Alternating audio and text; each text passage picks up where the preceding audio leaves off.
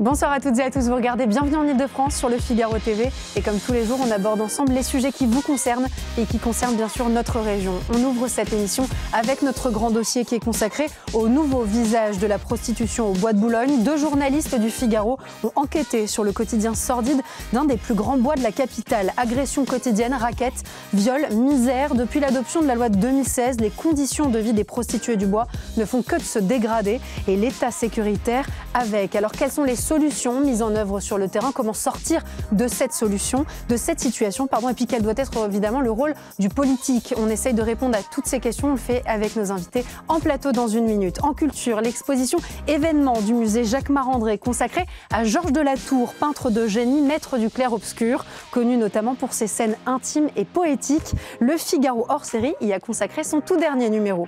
Le Figaro Histoire enfin nous raconte une des brigades les plus importantes de la ville de Paris. Je pense bien sûr à la brigade des sapeurs-pompiers. On vous raconte leur histoire et puis la genèse évidemment de ceux qui bravent le feu pour nous.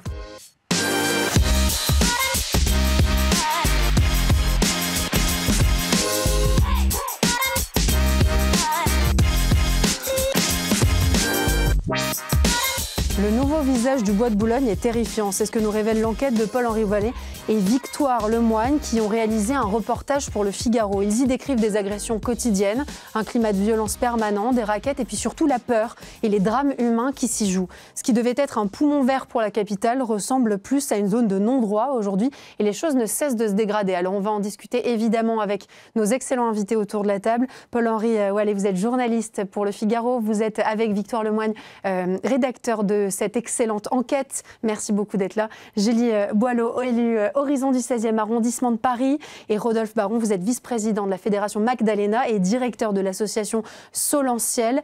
Paul-Henri, je me tourne vers vous puisque dans cette enquête, vous décrivez, vous dépeignez finalement la misère, l'horreur et puis beaucoup de peur. Est-ce que vous avez constaté de vos propres yeux le nouveau visage finalement de la prostitution dans ce Bois de Boulogne qui, on le sait, a un historique en la matière. On y reviendra d'ailleurs, mais les choses ont vraiment beaucoup changé?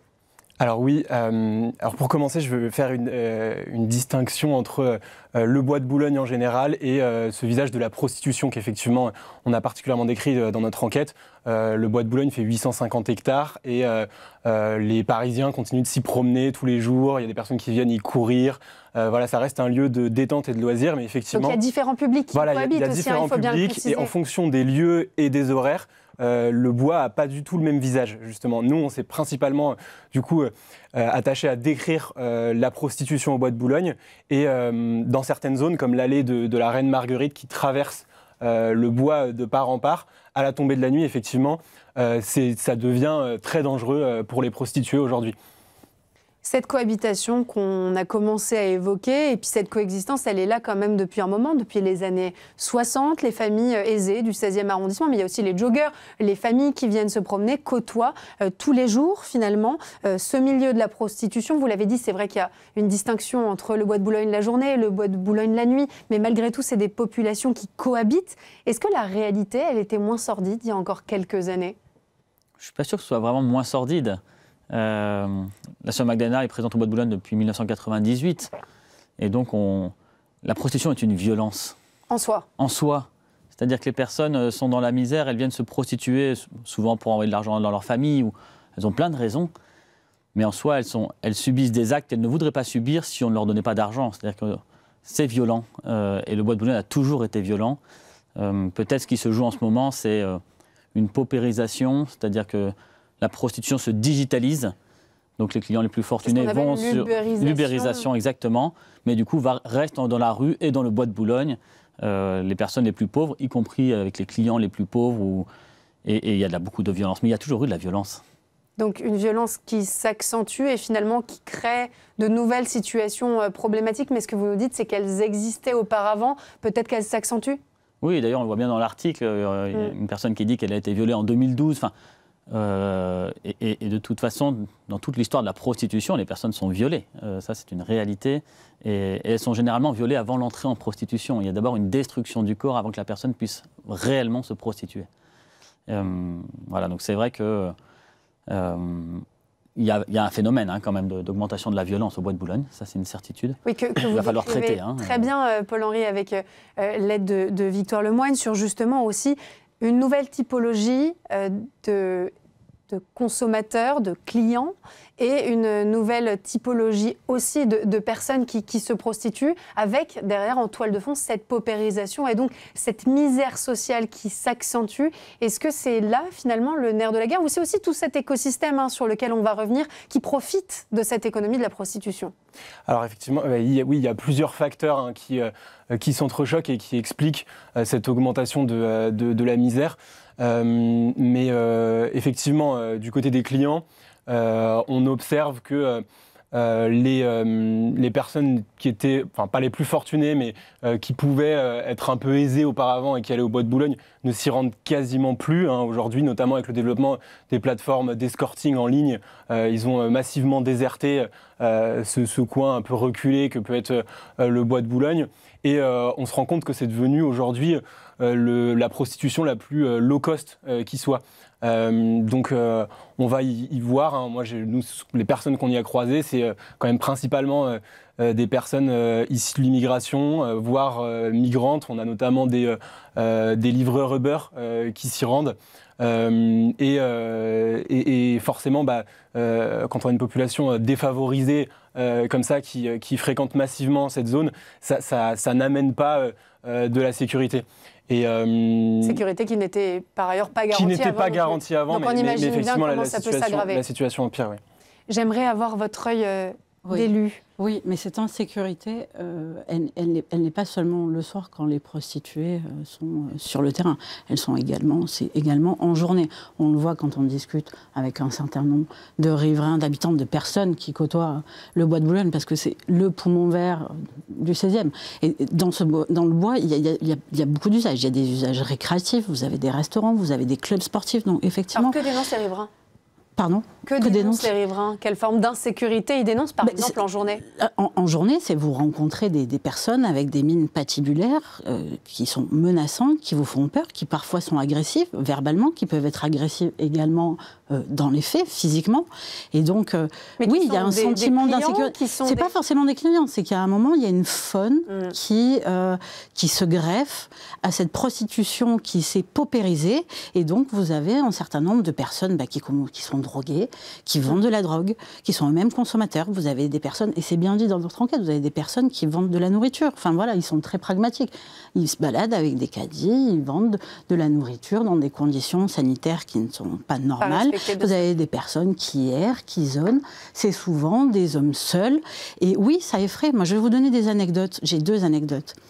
J'ai rencontré une riveraine, une habitante du 16e, qui me dit « Je ne fais plus mes joggings au Bois de Boulogne, quelle que soit l'heure, si mon mari n'est pas présent. » Parce que je me suis plusieurs fois retrouvée dans des allées, dans des situations qui m'ont fait peur, et je ne souhaite pas me mettre dans ce type de situation. Et il y a 1 an, il ne faut pas oublier que la jeune Philippine a été tuée dans le Bois de Boulogne. On peut se permettre de regarder, le mot est triste, un historique finalement des agressions au Bois de Boulogne, agressions sexuelles, viols, meurtres. Vous revenez bien sûr sur le meurtre tragique de Philippine. On le voit sur notre écran, sur votre écran, vous le voyez. C'est une succession finalement d'agressions et qui ne concerne pas toujours directement les prostituées, même si évidemment, et on le déplore, il y a eu énormément d'agressions et de violences qui ont été commises auprès de ces publics. Il y a aussi des individus qui passent par là, des joggeuses, je pense à cette touriste britannique par exemple, qui a été victime d'un viol en mars 2025. En fait, c'est tout le monde qui devient potentiellement aussi victime de ce système ? Oui, l'atmosphère depuis quelque temps dans le Bois de Boulogne fait qu'il est anxiogène, que ça soit d'une part dans les faits, mais dans les chiffres, mais les moyens qui sont déployés notamment par Laurent Nunez dans le préfet de Paris sont quand même des moyens qui sont très importants. Ils ont totalement conscience à la préfecture de police des difficultés, de l'insécurité, des délits qui sont commis, qu'ils soient physiques, matériels. Et donc, il y a des choses qui sont faites. Mais ça ne va pas forcément... Bien avant de présenter cette émission concernant justement l'action, l'inaction des forces de l'ordre sur le sujet. On sait... Et on connaît depuis des années les lieux où occure de la prostitution. On sait très bien où les clients se rendent. Depuis la loi donc, de 2016, ils sont de plus en plus réprimés. On sait qu'il y a évidemment des amendes qui sanctionnent cette consommation d'actes sexuels. Pourquoi est-ce qu'on ne fait rien ? On sait où ils sont, on sait ce qui se passe. Dire que les forces de police ne seront pas présentes et qu'il n'y a pas des rondes qui sont faites, qui sont dynamiques, ce n'est pas vrai. Il y a des actions qui sont faites. Bien sûr, ils font également de la prévention. Il y a un tissu associatif qui est très très riche. Monsieur en fait partie. Il y a d'autres associations aussi qui est très très riche. Mais là, on est face à... Vous avez les prostituées d'un côté qui sont des victimes de violences. Bien sûr. Notamment de violences faites. Et puis vous avez un système qui est criminel, un système de proxénétisme. Qui exploite. Voilà, qui exploite, et un système de traite d'êtres humains. Donc là, vous êtes face à deux difficultés qui sont dans un périmètre de 850 hectares qui sont des bois, des sous-bois. On est en plein... vous êtes en pleine forêt au cœur d'une métropole comme la ville de Paris. Donc, Rodolphe Baron, pour ce tissu associatif que vous représentez aujourd'hui, comment est-ce que la gestion par les pouvoirs publics est perçue ? Est-ce qu'elle est à la hauteur des enjeux, à la hauteur des problématiques que vous observez au quotidien ? C'est un phénomène très complexe, mais on voit bien qu'il y a un manque de moyens, notamment sur la partie de démantèlement des réseaux. Ou de l'arrestation des proxénètes. Donc là, on est sur le niveau au-dessus, entre guillemets. C'est ceux qui commandent et ceux qui gèrent finalement ces réseaux. C'est ici, c'est à ce niveau-là qu'il faudrait réellement démanteler les choses, mais c'est complexe d'aller prouver, par exemple, le lien hiérarchique entre un proxénète et la personne qui se prostitue. Et donc, ça, c'est des enquêtes très longues. Donc ça, c'est sûr qu'on voit bien qu'il y a un manque de moyens à ce sujet-là. Et sur la sécurité sur le terrain ? Alors, les forces de police sont présentes. Après, c'est vrai que c'est très grand, le bois de Boulogne. Et puis il y a une double mission, c'est-à-dire qu'il y a une mission de prévention et de sécurité, puis il y a une mission maintenant de pénalisation des clients. Tout à fait. Et donc, qui a d'ailleurs des effets pervers que vous décrivez très bien, Paul-Henri Wallet, dans cette enquête. Comme les clients ont peur de cette fameuse amende qui découle de la loi 2016, ils entraînent les prostituées dans les fourrés. Finalement, ils s'éloignent des routes et c'est là que les choses peuvent devenir encore plus violentes, encore plus dangereuses. Et certaines le disent, j'ai beau crier, on ne m'entend pas, il ne se passe rien, on ne m'aide pas, on ne peut pas m'aider. Exactement, en fait, les prostituées se retrouvent à devoir aller toujours plus loin dans les sous-bois pour se cacher. Et c'est là, c'est dans les sous-bois qu'arrivent justement les viols, souvent, ou les agressions qui viennent de clients qui souvent sont drogués, qui décident finalement qu'ils ne paieront pas et qui préfèrent parfois violenter, frapper les prostituées plutôt que de devoir payer. Donc cette loi de 2016, on l'imagine, elle avait une vocation à la base positive. L'idée, c'était de dire on condamne ceux qui consomment, les clients finalement de la prostitution. Et finalement, on voit que sur le terrain, elle a des effets extrêmement pervers, extrêmement compliqués. Alors c'est une loi qui reste extrêmement positive. Parce que c'est la loi qui permet réellement aux personnes qui veulent sortir de la prostitution d'en sortir. Ça, c'est la première fois. C'est-à-dire qu'on a une loi qui considère que toute personne en prostitution est victime d'un système proxénétisme, que de clients qui achètent leur misère, etc. Et qui permet à celles qui veulent en sortir d'avoir des papiers en France, d'avoir une allocation financière pendant les premiers mois, d'avoir le droit de travailler. Donc ça, c'est extraordinaire, parce qu'avant, il n'y avait rien. Aujourd'hui, on a une loi, c'est un début. Une reconnaissance de droit ? C'est une reconnaissance de droit qui permet à la personne vraiment de pouvoir sortir de cette activité. Donc ça, c'est un bon début. La pénalisation des clients, pour moi, elle envoie un signal à la société de dire aux hommes, en fait, acheter le corps d'une autre personne, en fait, c'est pas OK. Donc voilà. Après, elle a des effets de bord qu'il faut contrer.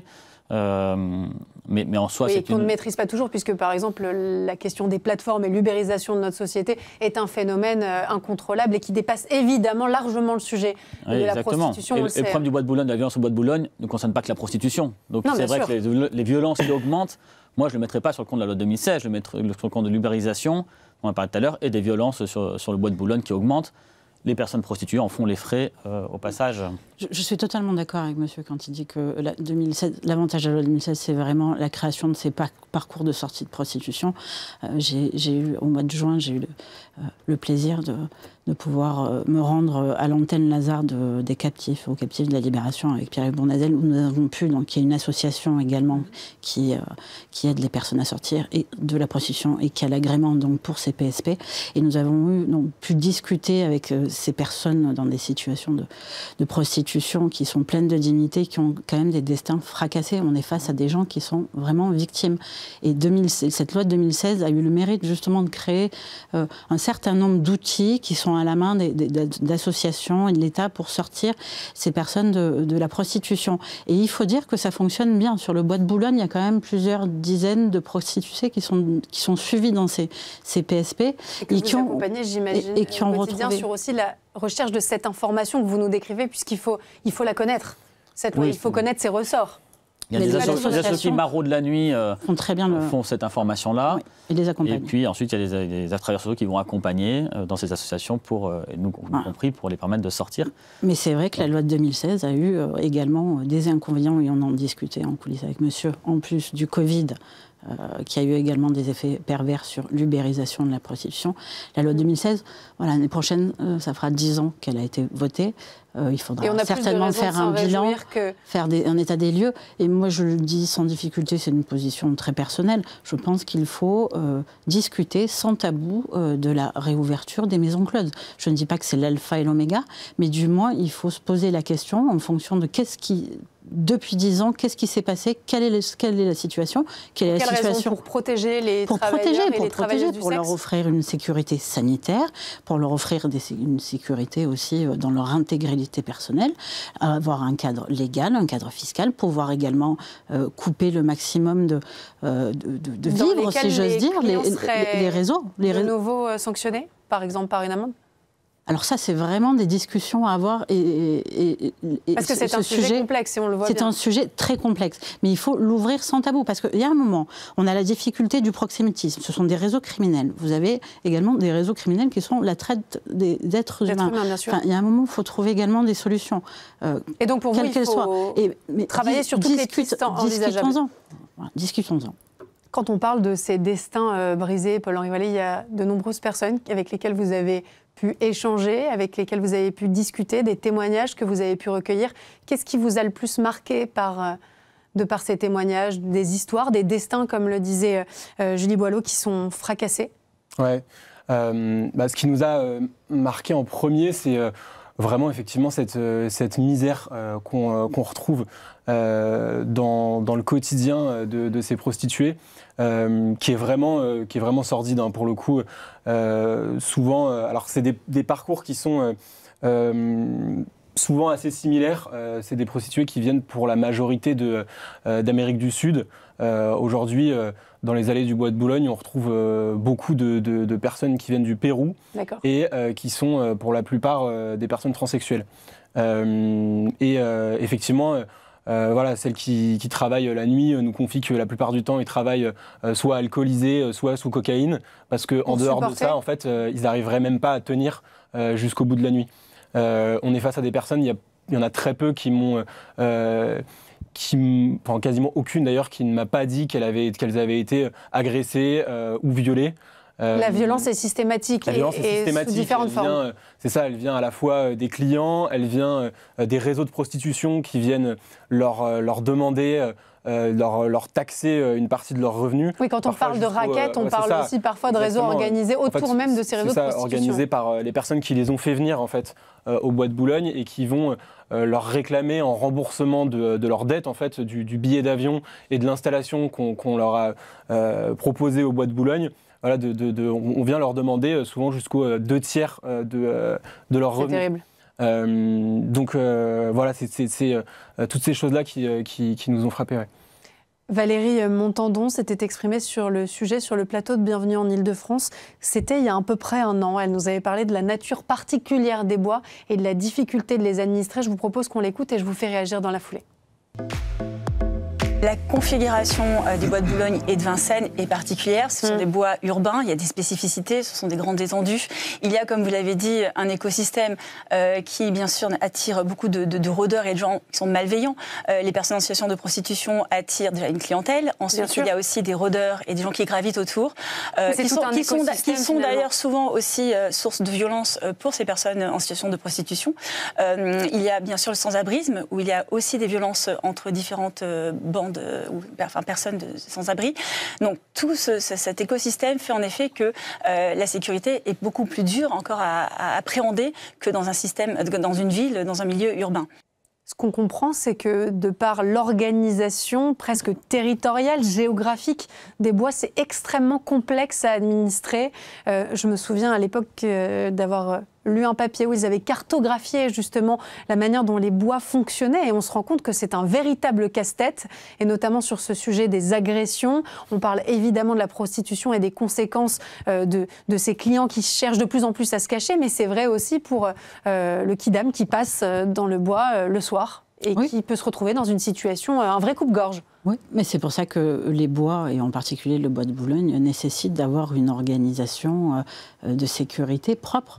Et jusqu'à c'est-à-dire une police dédiée. C'est-à-dire, vous avez d'abord une police dédiée, une antenne de police dédiée, des safe places qu'on appelle au cœur du bois, qui pourraient être organisés dans les différents relais de chasse qui existent. Valérie Montandon proposait aussi un meilleur éclairage. Comme ça peut paraître bête, mais je trouve ça essentiel. C'est la base, un meilleur éclairage, un éclairage intelligent, c'est-à-dire qu'on a les technologies désormais pour permettre que l'éclairage ne gêne pas la biodiversité, puisque c'est quelque chose qui tient beaucoup à cœur d'Anne Hidalgo, qui utilise d'ailleurs cet argument pour ne pas faire avancer les propositions et ne pas vouloir rendre ces bois plus sécurisants. Vous regrettez qu'il y ait de l'idéologie jusque dans ce sujet-là ? Je pense qu'en 2026, la gestion du bois de Boulogne et du bois de Vincennes et l'insécurité dans ces bois seront au cœur de la campagne, que ce soit dans les arrondissements respectifs ou à la mairie de Paris. En tout cas, nous, c'est ce que nous ferons avec Pierre-Yves Bonazel, nous porterons un certain nombre de messages sur la sécurité, en particulier dans les bois. Rodolphe Baron, quels sont les besoins que vous identifiez au quotidien dans les maraudes nocturnes que vous menez, dans l'accompagnement de ces publics qui en ont besoin ? Je voudrais rebondir, parce qu'effectivement, on voit bien qu'il y a une misère très forte que vous révélez dans votre article. Et pour moi, la réponse à la misère, ce n'est pas l'ouverture de maisons closes. On va pas légaliser, formaliser une misère et une violence. La solution, c'est d'aider les personnes à en sortir. Les parcours de sortie de prostitution ont bénéficié à 2000 personnes depuis la mise en place de la loi. Mais il y a eu 5000 personnes identifiées comme potentiels bénéficiaires pour ces parcours et en fait qui ne peuvent pas rentrer par manque soit des problèmes administratifs au niveau préfectoral, soit de manque de moyens des associations. Donc il faut développer ces parcours, permettre aux personnes de sortir. Et quand une personne sort, ça a plein d'effets bénéfiques pour elle bien sûr, mais aussi des personnes qui travaillaient avec elle en prostitution sortent aussi. On a des proxénètes qui du coup s'en vont. Et puis les associations, on amène souvent les personnes à aller faire un dépôt de plainte. Donc ça donne des éléments pour ensuite faire des enquêtes. Voilà, il y a un vrai travail de coordination à mener. Et face à cette misère, à cette violence, la réponse, c'est de sortir les personnes de cette violence. Et évidemment, de les sortir tout court. De les sortir tout court. Et quand une personne vient nous voir, moi souvent la première question qu'on me pose, c'est qu'est-ce que tu as envie de faire ? Et la première réponse, c'est mais moi je sais faire que la prostitution. Puis après, quand on creuse, elles vont nous dire des métiers assez simples d'accès, comme le nettoyage, la restauration. Et quand on dit mais si on t'offre un travail, et là ça y est, c'est parti. C'est ce que vous décrivez d'ailleurs dans cette enquête et également, Paul-Henri, vous expliquez qu'en discutant, il y a une forme de c'est mon destin et il ne peut être que ça. Oui, tout à fait. Je rebondis juste sur ce que vous disiez parce que, effectivement, la solution, on se dit que c'est de les faire sortir, ces personnes, de la prostitution. Il y a aussi une autre réalité en parallèle qui n'enlève absolument rien à ce que vous mettez en avant, mais qu'à chaque fois qu'une personne sort, pour une personne qui sort, il y en a certainement aussi 3 ou 4 qui arrivent au Bois de Boulogne. Parce que les réseaux sont aussi très forts pour ça et font en sorte que le bois soit toujours rempli, quoi, et que toutes les places qui d'ailleurs se vendent, mais j'étais absolument sidérée leur place au Bois de Boulogne. De connaître le prix entre 3 000 et 7 000 euros la place au Bois de Boulogne, donc pour avoir le droit d'être sous un arbre, on paye ces prix-là. Un arbre qui appartient à l'espace public. Les proxénètes s'assurent que ces places-là soient systématiquement vendues. Et en fait, 600 emplacements au Bois de Boulogne, c'est 600 travailleurs du sexe. Les réseaux amènent toujours des personnes. Ils n'attendent pas qu'il y ait une place qui se libère au Bois de Boulogne. Ils amènent toujours des personnes. Au Bois de Boulogne, dans les Airbnb, dans les hôtels. Plus il y a de personnes qui proposent leurs services en prostitution, plus le réseau gagne d'argent. Quand on sort une personne, le réseau perd de l'argent. Donc on ne peut pas dire qu'il ne faut pas sortir des personnes. Non, je dis bien sûr, pardon. Oui, qu'il y a une organisation finalement aussi qui dépasse. Pour préciser le fonctionnement de l'organisation. Mais voilà, donc en tout cas, il faut faire attention. On doit aider les personnes à sortir. Et on doit aussi faire en sorte que les réseaux arrêtent leur trafic et les faire tomber. Ça, je pense qu'il y a 2 réalités qui doivent être menées de front. Mais en tout cas, il faut faire attention à pas opposer l'un à l'autre. Mais ce n'était pas votre propos. Et je reviens sur votre question. Effectivement, quand on leur parle, il y en a beaucoup qui ont ce sentiment de se dire bah voilà, en fait j'ai toujours fait ça. Il y en a plusieurs avec qui j'ai parlé. En fait, on est venu les chercher dans leur pays. Je pense à une en particulier qu'on est venu recruter au Pérou alors qu'elle avait 20 ans, elle avait quasiment jamais travaillé de sa vie. Et ensuite, elle est restée au Bois de Boulogne pendant les 20 années suivantes. Donc en fait, c'est des gens qui, pour certaines, ne connaissent quasiment que ça. Effectivement, c'est très dur d'en sortir. Mais quand on creuse, oui, je suis d'accord avec vous. Il y a ces idées-là qui reviennent. On sent qu'au fond, elles sont évidemment malheureuses et qu'il y a des métiers. Il y en a une qui nous disait par exemple qu'elle rêverait d'être infirmière.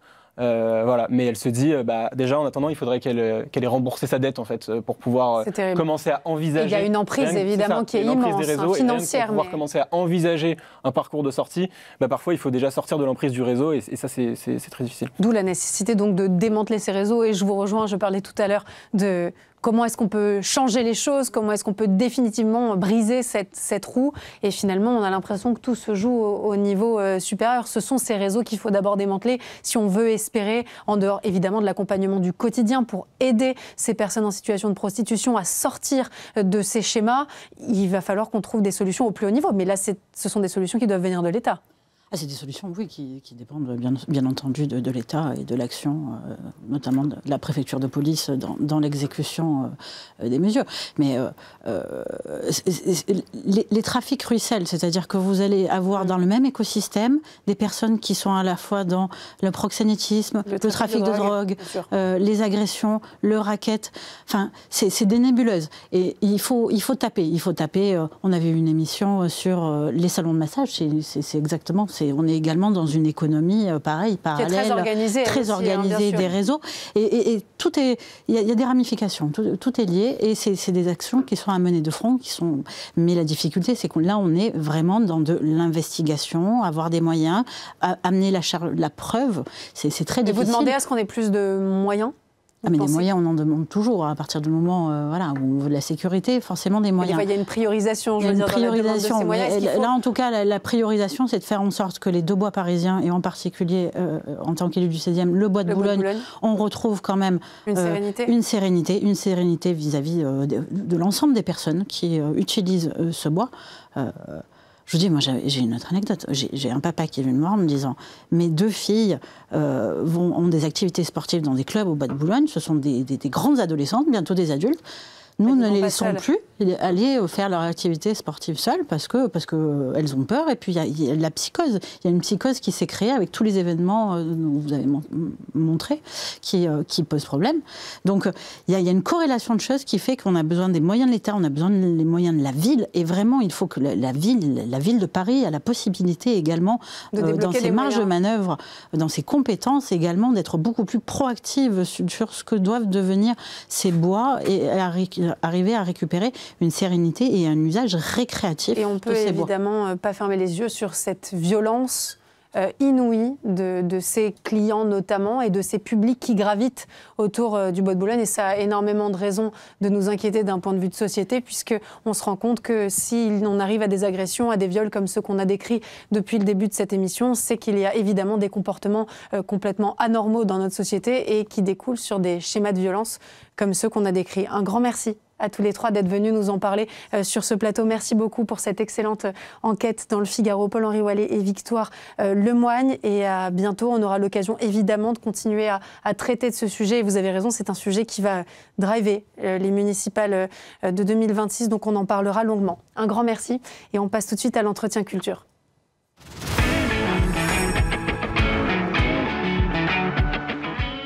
Le Figaro hors-série a consacré son dernier numéro au peintre Georges de la Tour, unanimement reconnu pour son génie du clair-obscur, à l'occasion d'une exposition événement au musée Jacques Marandré.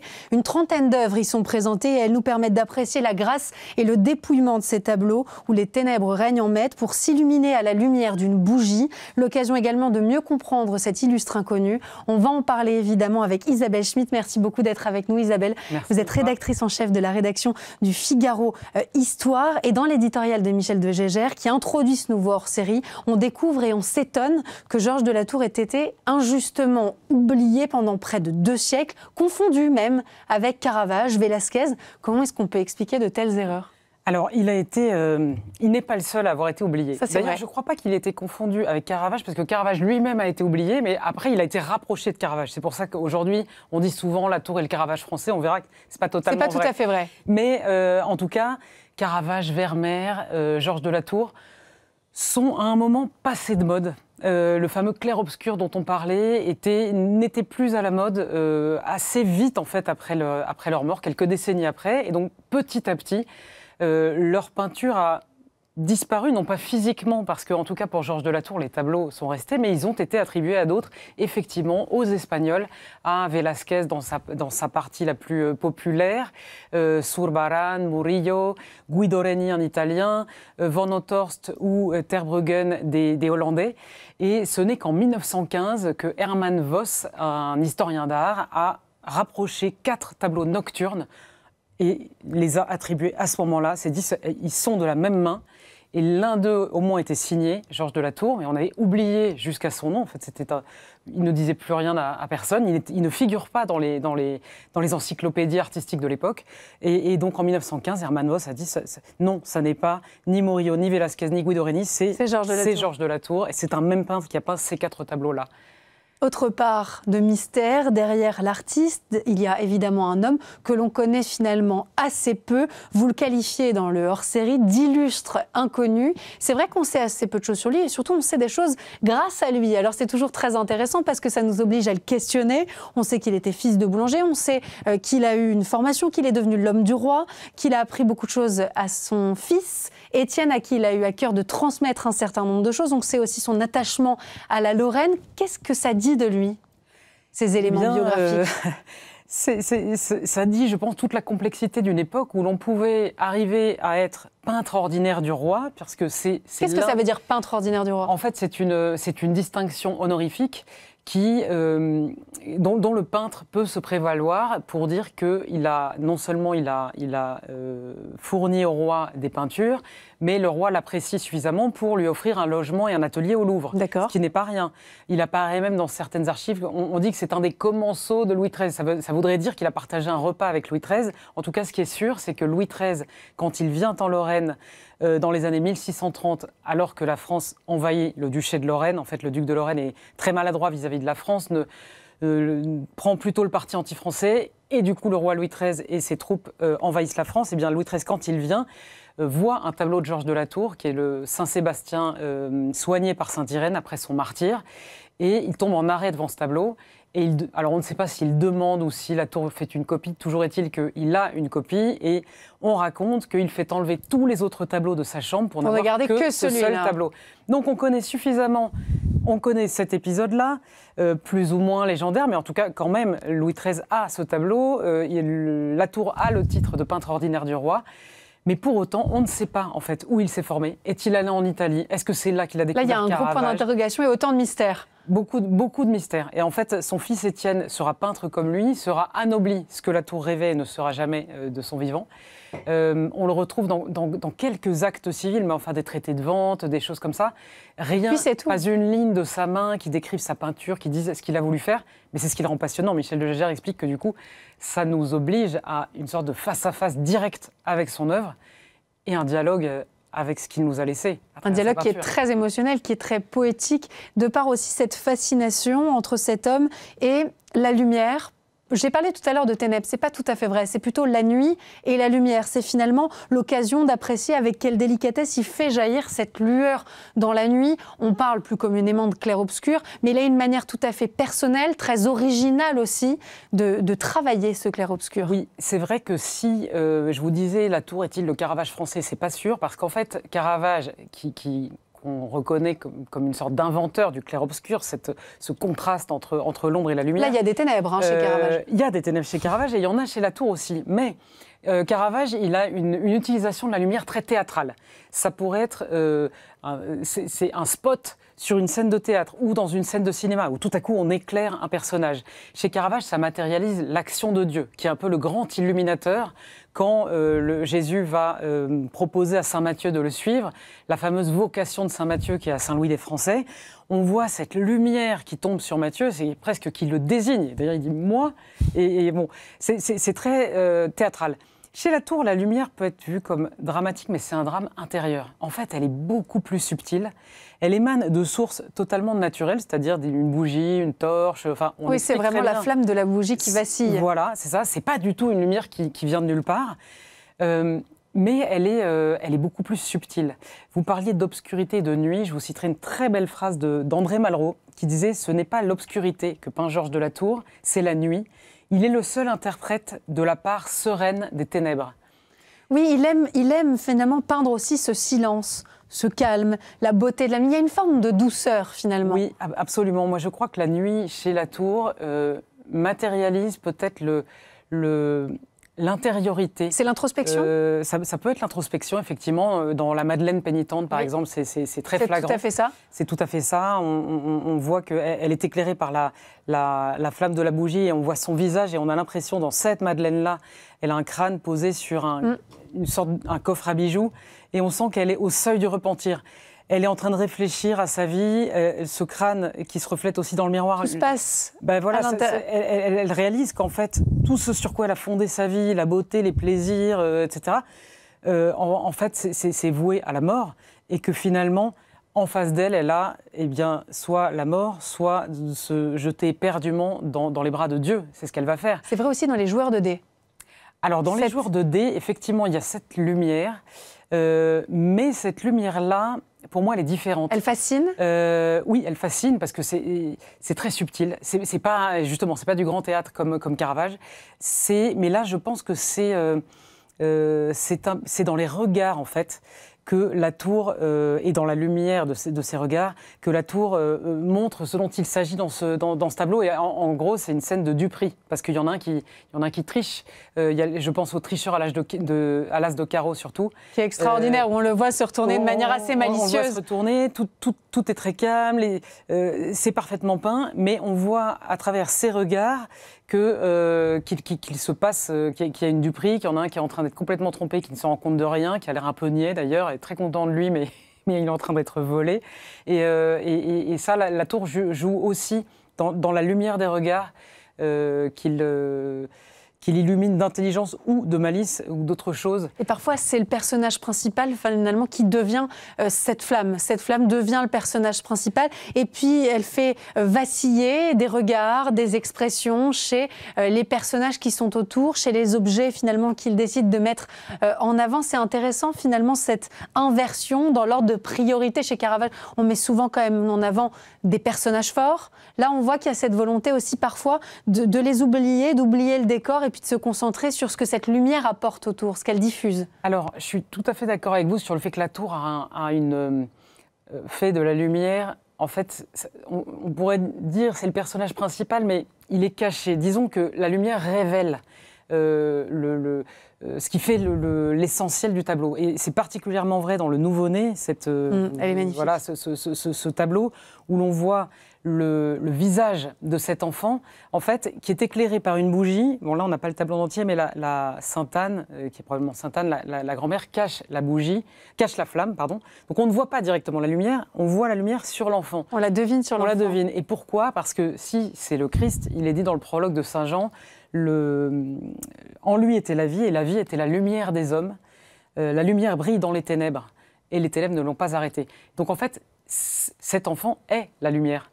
Du coup, le jeu de lumière de la tour, c'est pas, pour le coup, là, il n'y a pas une lumière qui lui tombe dessus de nulle part. C'est la bougie qu'on ne voit pas parce qu'en fait, ça n'est pas la source de... En fait, c'est pas la lumière principale du tableau. La lumière principale du tableau, c'est lui. C'est l'enfant. Mais la tour le suggère avec une magnifique. subtilité et une habileté. C'est-à-dire que quelqu'un qui n'est pas croyant, un athée, peut tout à fait voir ce tableau, le comprendre, et s'en émerveiller. S'en émerveiller et sans trouver que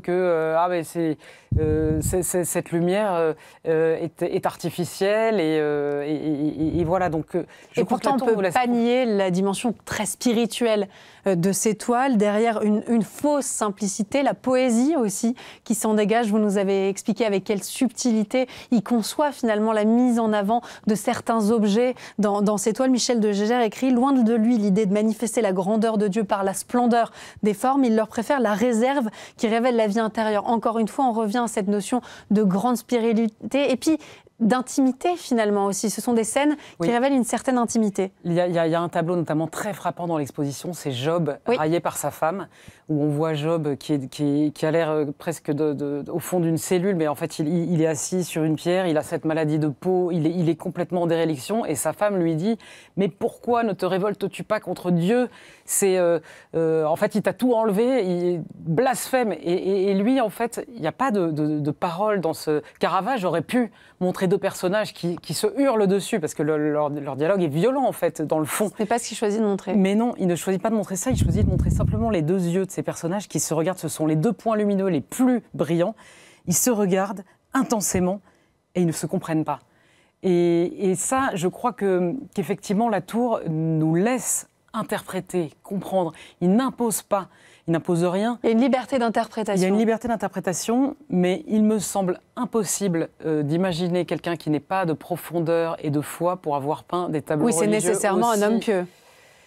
C'est difficile de l'imaginer autrement. On sait très peu de choses de sa vie. Si on sait sans doute qu'il était proche des franciscains, qui prônent, et surtout à cette époque, une piété incarnée, vivante, que l'on retrouve absolument, qui n'a rien d'artificiel, qui est personnel, qui est intérieur et qui n'en est pas moins intense. Ce qui fait aussi de lui un artiste exceptionnel, c'est sa volonté de montrer des figures marginales, populaires, ceux qu'on n'a pas toujours l'habitude de mettre en avant, ni même de voir dans ses tableaux, un réalisme sans concession. Je pense bien sûr à la diseuse de Bonaventure.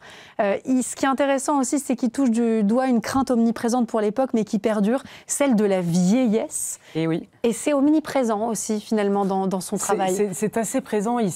Alors, il y a un tableau fabuleux à l'exposition qui est Les Mangeurs de Pois, où on voit deux personnes âgées qui sont sans doute à une soupe populaire et qui mangent des pois et qui sont, que l'on voit crispés sur leur bol, marqués par le poids des ans. Et la tour, c'est vrai, porte un regard assez... Enfin, oui, sans concession, on pourrait dire presque dur, puisque ils ont... oui, n'essayez pas d'améliorer la réalité. La réalité est ce qu'elle est, elle est dure, mais il y a une forme d'humanité malgré tout. Il y a un peintre avec lequel on l'a parfois confondu, c'est Le Nain, qui fait aussi des sujets populaires, mais lui, c'est plus charmant, c'est plus joli. Non, là, ça n'est pas joli, c'est la réalité crue, et c'est notre réalité que, malheureusement, nous allons tous vieillir et mourir. Nous allons tous connaître. Il y fait face, et il le peint avec naturel, peut-être avec une arrière-pensée de... eh bien, voilà notre humanité et qu'en fait-on ? Qu'en fait-on ? Ouvrez les yeux sur cette réalité et que se passe-t-il après ? Et peut-être que c'est dans la nuit qu'il peint, éclairé malgré tout par une bougie, une torche, etc., que la réponse est à chercher. Est-ce qu'il y a une toile qui vous émeut toute particulièrement, qui éveille chez vous quelque chose de particulier ? C'est difficile de choisir. C'est très dur de choisir. Ou une caractéristique peut-être de Georges de la Tour qui vous émeut. Moi, je pense que la Madeleine pénitente m'a beaucoup touchée, notamment parce qu'elle est mise à côté d'une Madeleine de Caravage, qui est beaucoup plus spectaculaire, qui en fait des kilos. Et là, on dirait que tout le drame est à l'intérieur, mais on voit cette femme qui est encore belle, ça fait pas très longtemps qu'elle a laissé sa vie, elle a encore des habits colorés, elle n'est pas vêtue comme une ermite, et elle se tient vraiment au seuil de la contemplation, elle réfléchit. Et cela me touche aussi parce que je crois que la Tour a donné aux femmes un rôle très important dans son œuvre. Il en a fait les médiatrices entre Dieu et les hommes. Et la Madeleine est une des figures... très bonne incarnation de ce que vous nous décrivez. Très bonne incarnation et particulièrement forte. La Tour ne tombe pas du tout dans l'anecdote. On ne voit pas de bijoux. Parfois, les peintres en profitent pour peindre des femmes très séduisantes, avec les cheveux lâchés. Ce n'est pas le choix de cinéma, ce n'est pas du tout le choix de la Tour. Encore une fois, le vrai. Il nous porte en fait à plonger vraiment au cœur du mystère que nous portons chacun et du mystère de la vie. C'est autant d'excellentes raisons d'aller découvrir évidemment cette exposition du musée Jacques Marandré, je me permets, et de découvrir ce magnifique hors-série sur Georges de la Tour. Merci beaucoup Isabelle Schmitt d'être venue nous en parler et de nous l'avoir si bien présenté. Il y a encore 1000 choses qu'on pourrait dire, il nous faudrait 52 minutes minimum pour avoir l'occasion de traiter et ce personnage et son art. Merci beaucoup. Mais on peut lire ces 160 pages. Et on peut lire ces 160 pages pour se rattraper. Un grand merci Isabelle Schmitt, à très bientôt. Et nous on passe au Figaro Histoire nous raconte.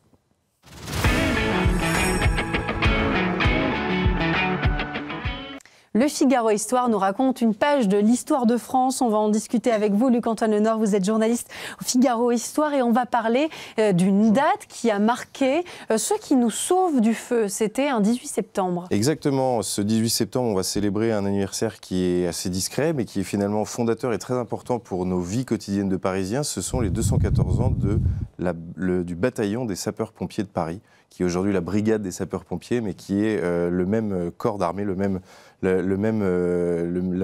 organisme depuis 1811 pour nous, au service des Parisiens et des Franciliens maintenant. On se demande comment la ville se protégeait avant eux, avant leur existence. Oui. Alors voilà, avant l'Ancien Régime, il y avait quand même quelques solutions face au feu. En 1699, la ville s'était dotée des premières pompes modernes, c'est-à-dire qu'on prenait l'eau de la Seine et on l'acheminait, on faisait des stocks dans certains quartiers à risque, près des ateliers, etc. Ou bien on pompait dans les puits de Paris qui existaient, dans les rivières souterraines, etc. On distribuait régulièrement des seaux, du sable aux habitants, mais il n'y avait pas grand-chose. En 1716, le régent nommait néanmoins François Dumouriez, un ancien comédien, à la tête d'une petite troupe d'une trentaine d'hommes. C'est assez marrant de voir que ce sont des comédiens qui ont fait ce métier en premier. C'était les gardes-pompes qui étaient logés, qui étaient en uniforme, qui étaient employés par la ville de Paris, mais c'était avant tout destiné à aider les habitants à lutter contre les incendies et non pas à être une vraie brigade de choc, quoi. Et ce qu'on comprend, c'est qu'au départ, ce sont des civils salariés, un service municipal qui est quand même plus artisanal qu'autre chose. Vous nous décrivez des seaux, bien sûr. Du sable et puis une troupe de théâtre. Oui, exactement. C'était vraiment... en fait, le feu était quelque chose dont on devait se protéger soi-même. Et si ça arrivait, et il y a eu d'énormes incendies sous l'Ancien Régime, eh ben, c'était des drames, mais on laissait faire plus ou moins. Si on était proche d'un point d'eau, tant mieux. Et puis voilà. Est-ce que c'était aussi parce qu'on en avait plus dans notre quotidien, qu'on y était peut-être plus familier ? Les gens faisaient plus attention, puisqu'on se chauffait uniquement au bois. Les ateliers étaient énormément de machinerie. L'acier n'était pas encore, même dans l'industrie, quelque chose de très répandu. Donc forcément, c'était quelque chose de très courant. Mais il y a quand même des incendies qui nous ont fait réfléchir. Hein. Oui, exactement. Et en fait, c'est là que le métier s'est professionnalisé. Ces deux incendies qui ont notamment touché Napoléon lui-même. D'abord, lui, il voulait professionnaliser ça. Et d'abord, un premier incendie en 1810 dans son salon du Palais de Saint-Cloud, où sa famille a pris pas mal peur. Il a commencé à réfléchir et quelques mois plus tard, le 1er juillet 1810, l'incendie du bal de l'ambassade d'Autriche, qui est pas très loin du Figaro, à l'angle de la rue Lafayette et de la rue de la Chaussée-d'Antin. Des dizaines de morts, la princesse de Schwarzenberg, qui était l'épouse de l'ambassadeur, parmi les victimes. Et là, l'empereur décide de militariser la lutte contre les incendies, de la professionnaliser. Et par un décret impérial du 18 septembre 1811, Napoléon fonde donc le bataillon des sapeurs-pompiers de Paris, ancêtre de notre actuelle brigade. Combien sont-ils ? Alors à l'époque, ils créaient 4 compagnies et ils étaient 400 pour une ville qui faisait à peu près 600 000 personnes à l'époque.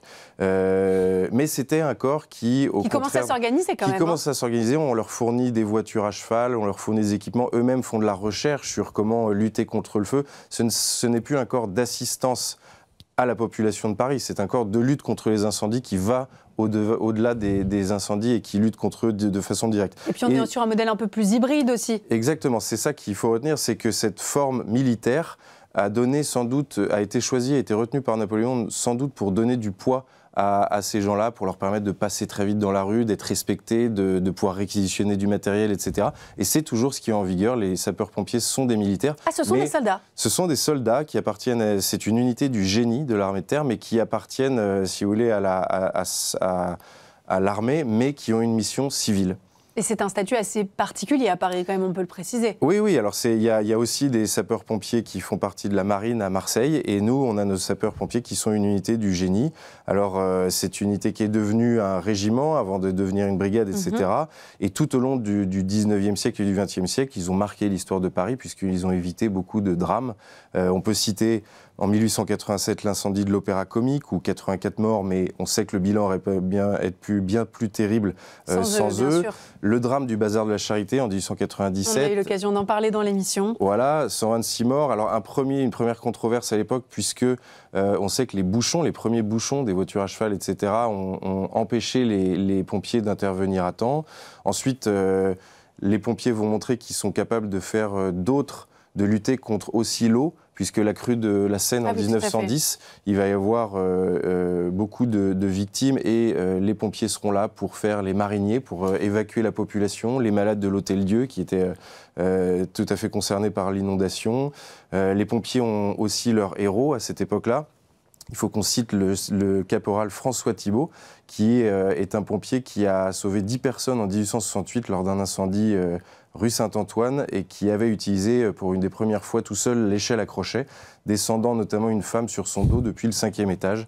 Napoléon III le décore lui-même en personne. Et c'est aussi ça qui a fait cette espèce de mythe autour des sapeurs-pompiers de Paris, c'est que non pas très loin en Europe au service de la politique extérieure de la France, ils sont là pour lutter contre un ennemi qui est chez nous, le feu.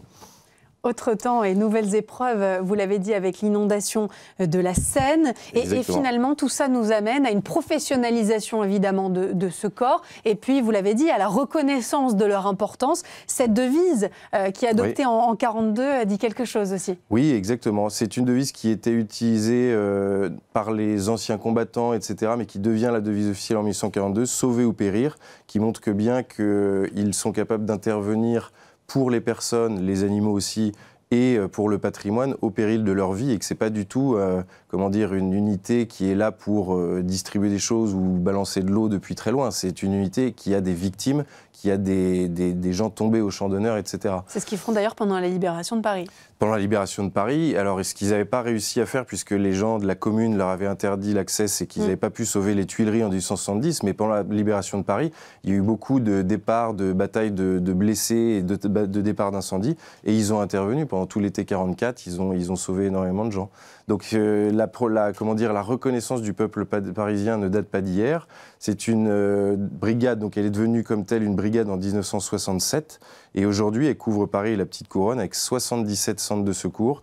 Ce sont 8600 personnes qui protègent les 7 millions d'habitants de l'Île-de-France. Avec un ennemi qui a un peu changé de visage, puisque le feu n'est plus toujours leur mission principale. Exactement. La réalité maintenant est un peu différente. Les choses ont évolué. La lutte contre l'incendie est bien meilleure que par le passé. Et 80% des interventions concernent maintenant ce qu'on appelle le secours aux victimes. On parle de secours aux victimes quand en fait il s'agit de malaises, d'accidents domestiques, les chutes et surtout les tentatives, notamment les tentatives de suicide aussi. Et ça décuple le nombre d'interventions. En Exactement. 2024, par exemple, le nombre d'interventions est incroyable.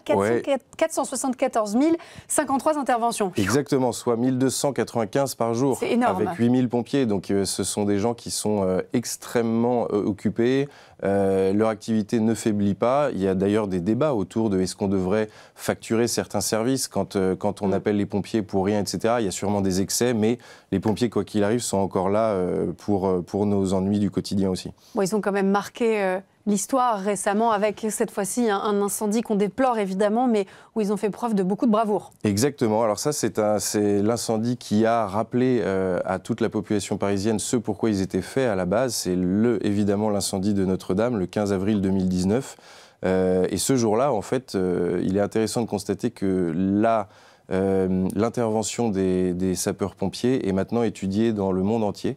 On n'en parle pas énorme, on n'en parle pas beaucoup, mais par exemple les pompiers, donc ils ont utilisé pour la première fois des robots. Ils ont su s'organiser pour avancer dans un édifice qui était instable et qui pouvait chuter à n'importe quel moment.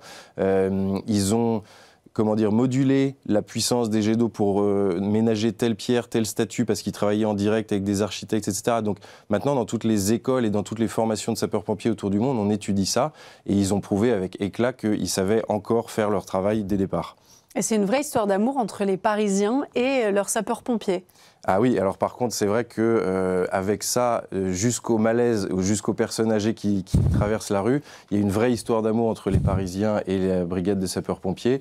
C'est pour ça qu'à chaque fois, le 14 juillet, ça fait partie des troupes les plus applaudies lors du défilé. C'est pour ça aussi que depuis 1937, la population parisienne danse dans les casernes le soir du 14 juillet et fait la fête avec eux. Et c'est pour ça que aussi, j'avais fait une immersion avec les sapeurs-pompiers.